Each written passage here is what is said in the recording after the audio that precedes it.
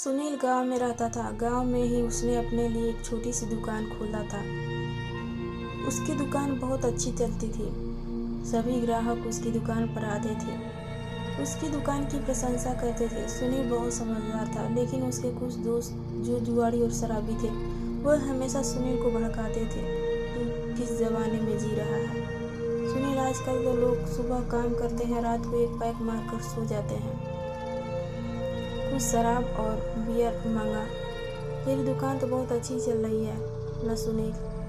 कुछ दिन तक उनकी बातों को अनसुना करता गया, लेकिन एक दिन सुनील के दोस्त सुनील के पास शराब की बोतल लेकर सुनील की दुकान पर आए और जबरदस्ती सुनील को शराब पिलाने लगे। सुनील मना करते गए, लेकिन उसके दोस्तों ने उसकी एक भी नहीं सुनी। उसके दोस्त कहने लगे, दोस्ती में ये सब होता है। सुनील के दोस्तों का रोज रोज का यही काम था, उसकी दुकान पर आना, खुद शराब पीना और उसे भी पिलाना। कुछ दिन बीत जाते हैं और सुनील को भी शराब अच्छा लगने लगा था। सुनील के दोस्त कुछ दिन तो उसके साथ रहे, लेकिन उसके बाद वह अपने लिए कोई काम ढूंढने के लिए शहर चले गए और सुनील को शराब की लत लग गई। बिना शराब पिए उसे नींद नहीं आती थी, इसलिए उसकी दुकान पर जितना भी कमाई होता था, सुनील उन पैसों का महंगा शराब खरीदकर घर पर पीना शुरू कर दिया। शुरुआत में तो कम पीता था, लेकिन धीरे धीरे वह शराबी बन चुका था। सुनील 24 घंटे शराब के नशे में रहने लगा।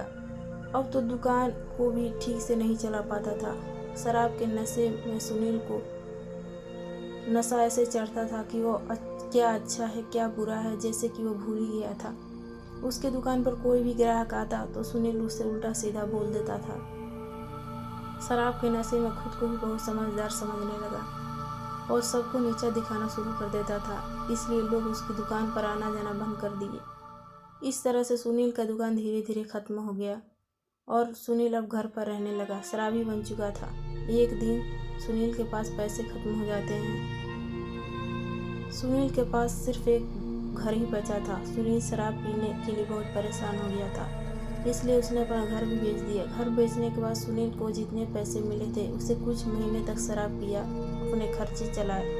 अब वह किराए के मकान में रहने लगा। शराब की लत की वजह से उसके पास पैसे खत्म हो गए। मकान मालिक अब किराया मांगने गया तो सुनील कहने लगा, मेरे पास पैसे नहीं हैं। मकान मालिक सुनील को धक्के मारकर निकाल दिया और कहा, मैं तुम्हें 1 महीने का टाइम देता हूँ, मेरे पैसे मुझे मिल जाने चाहिए। सुनील गाँव वालों से मदद मांगने गया तो गांव वालों ने उसकी गालियां और उल्टा सीधा बोलना उसकी बातों को पलटकर गांव वालों ने उसे बताना शुरू कर दिया और उसे डांट कर भगा देते थे। कुछ दिनों बाद उसने शहर जाने के लिए जैसे तैसे पैसा इकट्ठा किया। अब वह अपने दोस्तों के पास शहर चला गया। शहर जाने के बाद उसने अपने दोस्तों से मदद मांगी, लेकिन उसके दोस्तों ने भी उसकी मदद करने से मना कर दिया। हमारे पास पैसे नहीं है सुनील पूरी तरह से बर्बाद हो चुका था। उसका कोई मदद करने वाला भी नहीं था। ना उसके पास घर था, ना कुछ खाने को था, ना पैसा था और सुनील रोड पर भीख मांगता था।